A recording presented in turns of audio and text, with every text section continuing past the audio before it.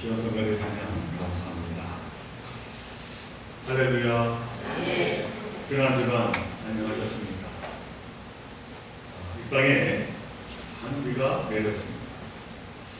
여기저기 물나이로 안타까운 일들이 많이 또 일어났습니다. 이러한 때 우리는 어려움을 당하는 분들을 향해서 마음을 합하여 하나님의 위로하신 것과 국민하심을 기도해야 할 것입니다. 바라기는 우리의 간섭 되시는 하나님께서 여러분과 그리고 여러분 가정과 이 땅 모든 것을 지켜주시기를 다시 한번 간절히 축원을 드립니다. 예전에 한 동물원에서 사슴이 새끼를 낳게 되었다고 합니다. 그런데 어미 사슴이 초산인지라 너무 약해서 새끼를 잘 낳을 수 없을 것 같았습니다. 어떻게 하면 좋을까요? 이 사육사들은 의논 끝에 무통분만을 하기로 했습니다. 어미 사슴에게 진통제를 주사해서 통증이 없이 하고 출산을 하게 한 것입니다. 어떻게 되었습니까? 다행히도 어미 사슴이 얼탈 없이 새끼를 낳았습니다. 새끼도 건강했습니다. 그런데 문제는 그 후에 생기고 말았습니다. 이 어미 사슴이 제 새끼를 본체만 채 하며 도무지 돌보지 않는 것입니다. 새끼가 가까이 오면 피해 도망하거나 심지어는 사납게 공격하기까지 했다는 것이죠. 해산에 고통 없이 새끼를 낳은 어미 사슴은 그만 제 새끼를 못 알아보았다라고 하는 것입니다. 이는 어찌 보면 어미의 자식 사랑은 아픔을 통해서 이루어지는 것이 아닐까 하는 그런 생각을 해봅니다. 물론 그렇다고 부모는 당연히 자식 때문에 아파해야 한다 그런 말이 아닙니다. 그러나 그만큼 부모님은 자식들을 위해 희생하셨고 또 희생하시며 살아가신다라고 하는 사실입니다. 저는 오늘 본문으로 시편 31편의 말씀을 택했습니다. 그리고 특별히 오늘 말씀 가운데서 7절의 말씀, 내가 주의 인자하심을 기뻐하며 즐거워할 것은 주께서 나의 고난을 보시고 환난 중에 있는데 영혼을 아셨으며 하는 이 말씀을 눈여겨봅니다. 또 이 말씀을 통해서 은혜를 나누고자 합니다. 이 말씀을 세 번역으로 제가 다시 한번 쉽게 읽어드립니다. 주님의 한결같은 그 사랑을 생각할 때마다 나는 기쁘고 즐겁습니다. 주님은 나의 고난을 돌아보시며 내 영혼의 아픔을 알고 계십니다 하는 말씀입니다. 오늘 시편 36편 이 말씀을 지은 시인은 다윗입니다. 다윗은 31편을 다 기록을 했습니다만 이 시 전체를 읽어보면 그 구절이죠. 슬픔을 향하는 본인 다윗이 하나님께 부르짖는 그런 내용으로 가득 차 있습니다. 다윗은 참으로 혹독한 그런 고난과 고통을 받았던 것 같습니다. 그래서 그 고통으로 얼마나 울었는지 울다가 지쳐 그만 눈이 흐려져서 앞이 안 보일 정도라고 고백합니다. 오늘 본문 다음에 나오는 9절로 10절의 말씀입니다. 내가 근심 때문에 눈과 영혼과 몸이 쇠하였나이다. 내 일생을 슬픔으로 보내며 내 기력이 나의 죄악 때문에 약하여지며 나의 뼈가 쇠하였소이다. 또 다윗은 12절에 이렇게 고백합니다. 내가 잊어버린 바 됨이 죽은 자를 마음에 두지 아니한 것도 깨진 그릇과 같으니라. 그러니까 다윗은 지독한 슬픔으로 진이 다 빠져서 마음도 몸도 활력을 잃어버렸다는 것이죠. 그렇게 탄식 속에 세월이 흘러 그의 눈물은 고통 속에 말라버렸고 뼈마저 녹아버렸다는 것입니다. 그리하여 마침내 깨진 그릇처럼 마치 죽은 사람처럼 기억에서 사라진 사람처럼 되어버리고 말았다. 이렇게 탄식하고 있습니다. 다윗은 지독한 아픔과 깊고 깊은 그 슬픔의 늪 속에 가라앉아 버렸다는 것이죠. 아마 우리 주위에, 아니 우리 가운데 이처럼 다윗과 같은 슬픔과 아픔 또 고통을 경험한 분들이 사실 많이 있으실 겁니다. 저도 경험한 적이 있습니다만은 슬픔과 아픔이 너무 깊어지자 갑자기 눈이 잘 안 보이고 침침했던 적이 있습니다. 그리고 몸과 마음도 몹시 쇠약해졌던 적이 있습니다. 진정 우리에게 찾아온 고통과 아픔 그리고 슬픔, 다윗이 고백했듯이 우리를 깨진 그릇처럼 죽은 사람처럼 만들어 버립니다. 자, 그런데 웬일입니까? 그렇게 고통 속에 슬퍼하고 아파하며 신음하고 절망하던 다윗에게 한 가지 소망이 있었다는 것이죠. 그렇다면 그 유일한 소망이 과연 무엇이겠습니까? 바로 하나님이십니다. 나의 고난을 돌아보시며 내 영혼의 아픔을 알고 계시는 하나님, 그 하나님이 이 다윗에게는 있었다는 것이죠. 하나님이 내 슬픔과 아픔을 아신다는 것, 그것이 한 가지의 소망이라고 다윗은 오늘 7절 말씀에서 고백을 하고 있습니다.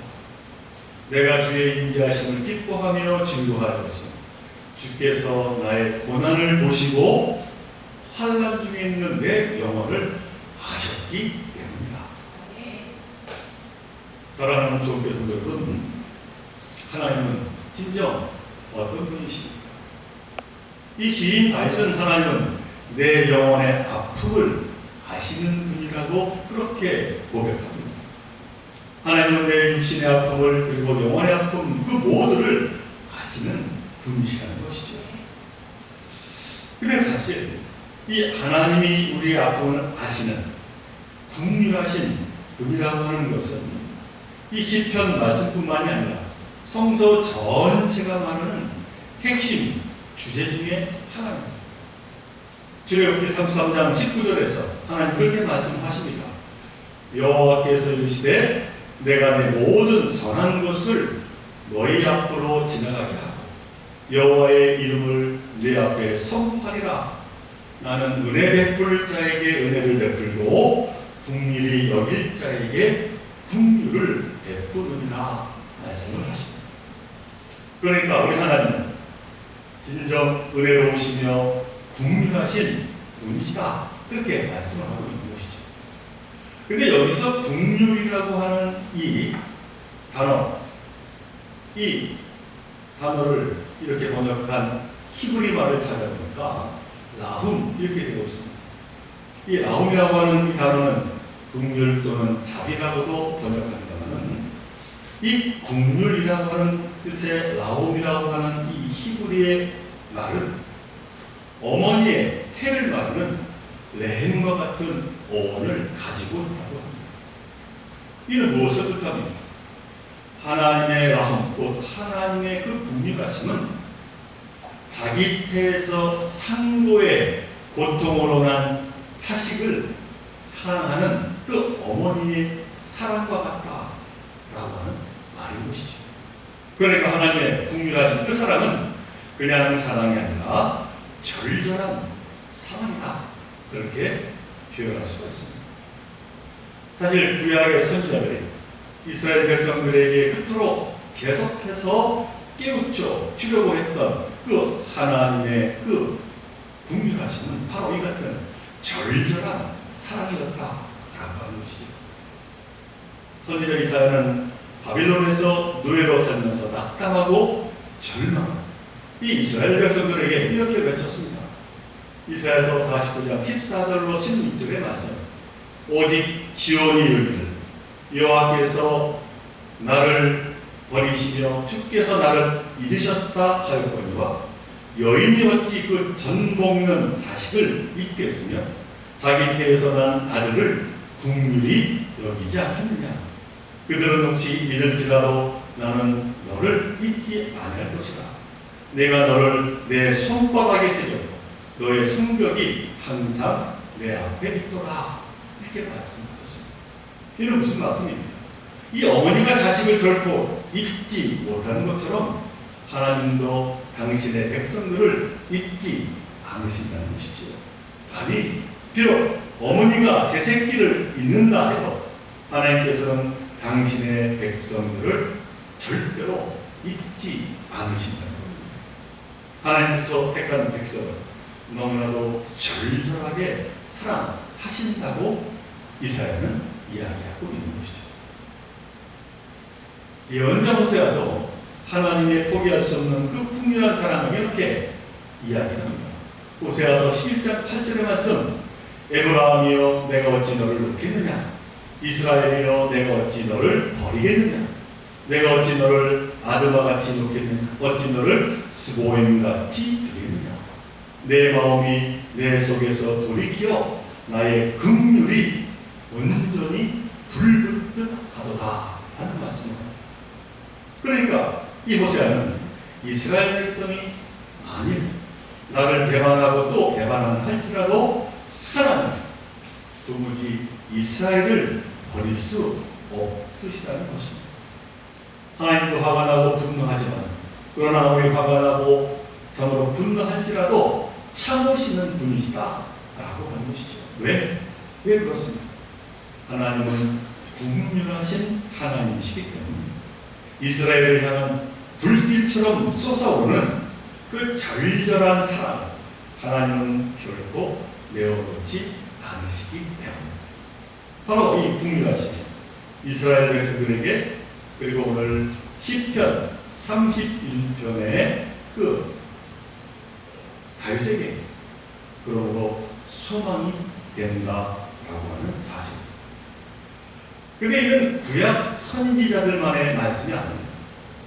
신약에서 들려왔던 하나님에 대한 고백이 나옵니다. 그 대표적인 인물로 사도 바울은 로마서 8장 26절 후반부에서 이렇게 선언합니다.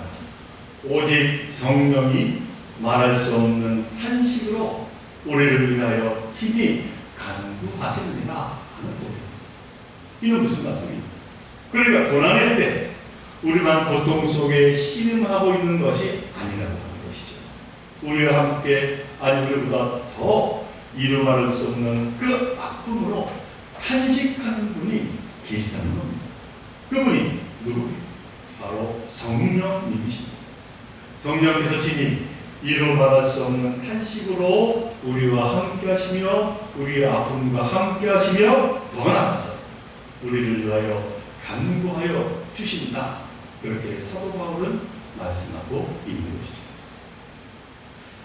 자, 그런데 여기서 성령께서 탄식하신다. 하나님의 영 성령께서 우리의 아픔에 함께 하신다. 이 말씀은 사실 이해하기 힘든 말씀이 아닐 수 없습니다. 그리고 한편으로는 놀랍고 신비한 말씀이 아닐 수 없습니다. 왜냐하면 어찌 전지전능하시고 거룩하신 하나님의 영 성령께서 굳이 아파하실 필요가 있겠는가 하는 것이죠. 그렇다면 이는 무슨 말씀입니까? 이 또한 하나님의 절절한 사랑의 표현입니다.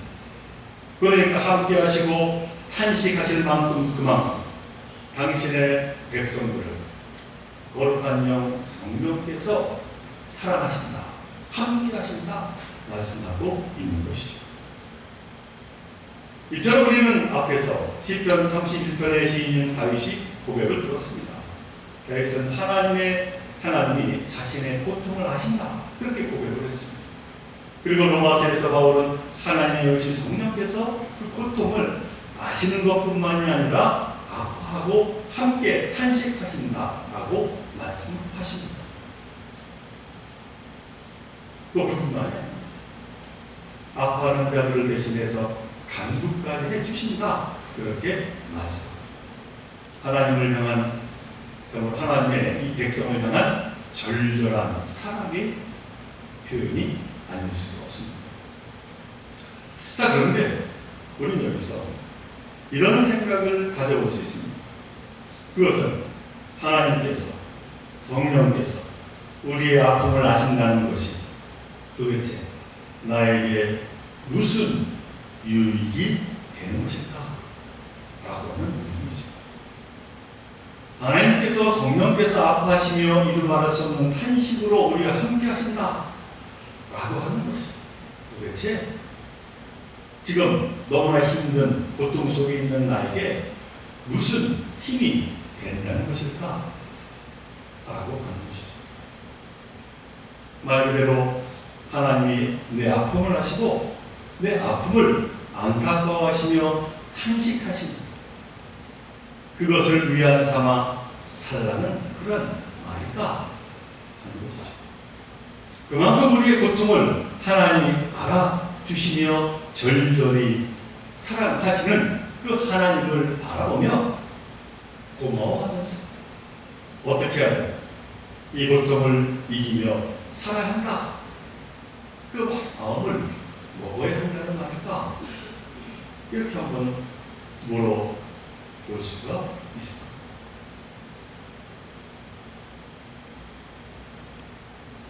무통각 증후군이라고 하는 병이 있습니다. 혹시 들어보시는지 모르겠습니다. 몸의 신경계에 이상이 생겨서 아무런 통증도 느끼지 못하는 병입니다. 칼에 베어도 아프지 않고 주먹으로 한 대 세게 맞아도 아프지 않다고 합니다. 뜨거운 물에 데워도 모르고 뼈가 부러져도 그 아픔을 못 느낀다는 것이죠. 그런데 우리는 칼에 손이 살짝 베이기라도 하면 얼마나 쓰라립니까? 뜨거운 불에 대면 얼마나 따갑고 쑤십니까? 혹시 경험하신 분이 있으시겠습니다만 우리 신장의 결석으로 인한 통증, 말로 표현하기 어려울 정도라고 합니다. 너무나 아파서 대굴대굴 굴다는 것이죠. 이처럼 견디기 힘든 아픔들을 생각한다면 때로는 이 무통각 증후군이 오히려 다행인 것이 아닐까, 그런 생각을 우리가 가져볼 수도 있지 않겠습니까? 그런데 그것이 아니라고 하는 것이죠. 이 무통각증은 아주 심각한 병이라는 사실입니다. 우리가 걷다 넘어져 다치면 아프니까 넘어지지 않으려고 조심하게 됩니다. 뼈가 다치면 아프니까 약을 먹고 쉬게 됩니다. 그런데 이 아픔을 모르면 병에 걸려도 알지 못해서 결국은 그 병이 더욱 심각한 병으로 그렇게 진전되어서는 죽음에까지 이르게 된다는 것입니다. 이 암이라고 하는 병은 우리에게 여전히 무서운 병입니다. 왜 그렇습니까? 초기에는 아프지 않기 때문입니다. 처음부터 아팠으면 금방 진단해서 치료하기 쉬울 텐데 이게 한창 진행된 후에야 아프다는 것이죠. 그러니까 아픔이라는 것은 내 몸을 지키는 은혜가 된다는 것입니다. 이는 우리의 몸뿐만이 아닙니다. 우리의 마음의 건강, 우리 영혼의 건강은 무엇으로 지킬 수가 있겠습니까? 이 또한 마음의 아픔, 마음의 슬픔, 마음의 고통이 이 역할을 하지 않겠습니다. 무언가 잘못되었을 때 내 마음이 아파야 이 아픔을 극복할 수 있고 돌이킬 수가 있습니다. 그래 거기에서 다시 새 소망을 우리가 바라보는 것이 아니겠습니다. 그리고 특별히 신앙적인 차원에서 볼 때에 죄로 인하여 내 영혼이 고통스럽고 아파해야 회개할 수 있고 달라질 수 있게 되는 것이죠. 그래서 사도 바울은 로마서 8장 28절에서 이렇게 선언하고 있습니다. 우리가 알거니와 하나님을 사랑하는 자고 그의 뜻대로 부르심을 입은 자들에게는 모든 것이 합력하여 선을 이루느니라. 그러니까 우리가 어떤 고통에 처해 있을지라도 어떤 슬픔에 놓여 있을지라도 결국은 우리의 고통을 아시고 우리의 고통을 함께 아파하시며 씨름하시는 그 하나님의 그 선하심 저와 여러분의 삶 속에 넘치게 되리라 하는 말씀인 것이죠. 이 얼마나 놀라운 은총입니다. 사랑하는 종교 성도 여러분, 우리가 이 세상에서 신앙인으로 산다라고 하는 것이 무엇입니까? 내 영혼의 아픔을 하시는 하나님을 믿고 바라보며 사는 자라는 것입니다. 우리의 아픔에 함께 하시며 이루 다할 수 없는 탄식으로 우리를 위해 간구하시는 성령님을 의지하며 사는 자라는 것이죠. 예수님께서 왜 우리의 참 구세주가 되십니까? 십자가에 죽기까지 우리를 절절히 사랑하셔서 우리의 모든 아픔을 짊어지셨기 때문입니다. 보잘것없는 자들을 안으시고 그 고통에 함께하시며 탄식하시고 씨름하셨기 때문인 것이죠. 그리고 거기에서 끝나지 않으시고 그 고통의 종점인 죽음에서 부활하시고 그 고통으로부터 우리를 해방하게 하시고 자유하게 하셨기 때문인 겁니다. 우리를 생명의 길로 이끌어 주셨습니다. 바로 예수 그리스도이신 것이죠. 그래서 사도 바울은 로마서 8장 18절에서 이렇게 당당하게 소리칩니다. 생각하건대 현재의 고난은 장차 우리에게 나타날 영광과 비교할 수 없도다. 예수를 구주로 고백하는 그리스도인은 어떠한 고난이 오고 슬픈 일을 만날지라도 그리고 낙심하고 때로는 쓰러질지라도 결국에는 다시 일어나 소망의 삶, 더 나아가 승리의 삶을 살아가는 자들이다 라고 하는 사실입니다. 그리고 어떤 믿음의 공동체인 교회는 이처럼 하나님의 절절한 사랑을 실현하며 실천하며 나누며 살아가는 주님의 몸된 지체다라고 하는 사실인 것이죠. 그러므로 우리 사랑하는 좋은 성도 여러분, 하나님께서 우리 영혼의 아픔을 우리의 슬픔을 알고 계신다라고 하는 것을 언제나 마음에 담고 살아가시기를 바랍니다. 지금도 성령께서 이루 말할 수 없는 탄식으로 함께 신음하시며 우리를 위하여 간구하여 주신다라고 하는 것, 그리고 결국에는 선한 길, 생명의 길로 인도하여 주신다라고 하는 그 놀라운 하나님의 은총을 늘 기억하며 살아가시기를 바랍니다. 그러할 때 어떠한 고난과 어떠한 힘든 일을 만날지라도 우리는 능히 그 모든 것을 이겨 승리의 삶을 살아가게 될 줄로 믿습니다. 참으로 긍휼하신 하나님, 절절한 하나님의 그 사랑을 의지하며 날마다 부활 승리의 삶을 살아가는 저와 여러분들 모두가 되시기를 주님의 이름으로 간절히 축원을 드립니다. 우리 함께 기도드립니다. 사랑하는 하나님, 오늘 시편 31편의 말씀을 통해서 정말 하나님 우리의 모든 고통을 아시며 함께 하시고 함께 탄식하신다 말씀하십니다. 그러나 거기에서 끝나지 아니하시고 우리를 선한 길로 인도하신다고 말씀하십니다. 이 말씀을 의지하며 나에게 온 그 모든 고통과 슬픔을 능히 이겨나가는 저희들 모두가 되게 하여 주옵소서. 또한 이 고통을 함께 나누며 더욱더 하나님께 나아가는 정으로 죽어가는 영혼을 살리는 그 귀한 또한 사명을 서로 감당하게 하여 주옵소서. 이 모든 것 간절히 바라볼 때마다 예수 그리스도의 이름으로 감사 기도드리옵나이다.